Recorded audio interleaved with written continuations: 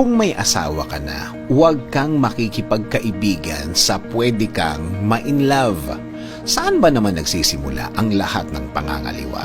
Sa pakikipagkaibigan, sa pakikipag-usap, sa pakikipagbulahan. Hanggang hindi mo na namalayan, nagiging close na kayo. Nagiging close na kayo. Hindi na lang kayo friends. Close friends na kayo. Alam mo naman siguro kung ano ang meaning ng close friend. Noong una, na ikukwento mo pa sa asawa mo na nagkukwentuhan kayo. Pero yung mga sumunod, hindi na. Itinago mo na. Isinikreto mo na. Wala ka ng follow-up na kwento sa asawa mo. Dahil may guilt ng kasama ang ginagawa mo. And yes, alam mong mali. Pero, sige ka pa rin. Since na nagja-jive kayo, nagkakasundo kayo sa mga bagay-bagay sa buhay, ang dating simpleng kwentuhan na ito ay unti-unting lumalalim. Feel na feel mong nagiging iba na ang mga nagiging usapan nyo. Dati, by group kayo. Dati, may kasama pa kayo. Ngayon, iba na. Kayo na lang. Kayong dalawa na lang. Oo naman, feel niya din yan. Since na noon pa man may dating na siya sa'yo, hindi na naging mahirap ang maging close sa kanya. Mas personal na ang mga usapan nyo. Iba na ang tono, hindi na lang kayo magkaibigan. Naglalandi ka, lumalandi siya.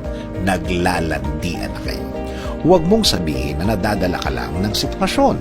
Dahil sa una pa lang, alam mo nang mali. Lalo na ang mga sumunod na pagkakataon. Mga sumunod na pag-uusap at mga sumunod na lakad nyo. Hanggang maramdaman mo na lumubog ka na in love ka na. Oo naman, you felt good. Pero tinago mo, tinatago mo. Hanggang ang mga susunod mong gagawin, magsisinungaling ka na.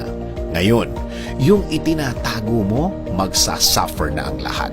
Ang mga dapat mong gawin, hindi mo na magawa. Kasi itinatakas mo na lang ang mga pagkakataong magkasama kayo. Sabi mo, hanggang hindi alam ng asawa mo, hindi siya masasaktan. Mali ka. Maling-mali ka. Ngayong ginagawa mo yan, sinasaktan mo na siya. Kapag nalaman niya yan, sa tagal na itinago mo, doble, triple ang sakit. Sabay-sabay papatong sa dibdib niya yan.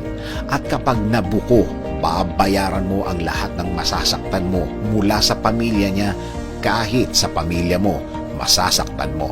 Kahit ang mga batang walang kamalay-malay, masasaktan mo. Ang dating tahimik na pamilya mo, wasak na. Kahit ubusin mo ang dahilan o rason, i-justify mo man ang ginawa mo, wala nang maniniwala sa'yo. Kahit sino pa ang takbuhan mo, huhusgahan ka. Lalo na ang mga taong nakakakilala sa'yo, nakakakilala sa inyo. Oo naman, kilala nila kayo. Kilala ka nila. Alam na alam nilang sinungaling ka. Naghahanap ka lang ng simpatsya. Pero kahit anong daldal mo, kahit anong gawin mo, iba pa rin ang tingin nila sa taong nagloko. Iba pa rin ang tingin nila sa taong nangaliwa, pumatol sa iba, mga taong unfaithful. Ngayon, makikipagkaibigan ka pa ba sa taong pwede kang ma-inlove?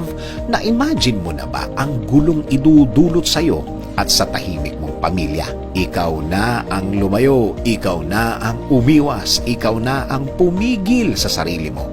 Oo, kahit wala pa kayong ginagawang masama, huwag na lang, kalimutan mo na lang. At kapag nagpigil ka, alam ng Diyos na nagpigil ka, nagkontrol ka, nakikita niya, naiintindihan niya. Lahat naman ng magandang ginawa mo, may katapat ding kabutihan. Nakikita niya kung gaano kalinis ang puso mo. Sabi nga sa Hebrews 13:4, marriage should be honored by all and the marriage bed kept pure, for God will judge the adulterer and all the sexual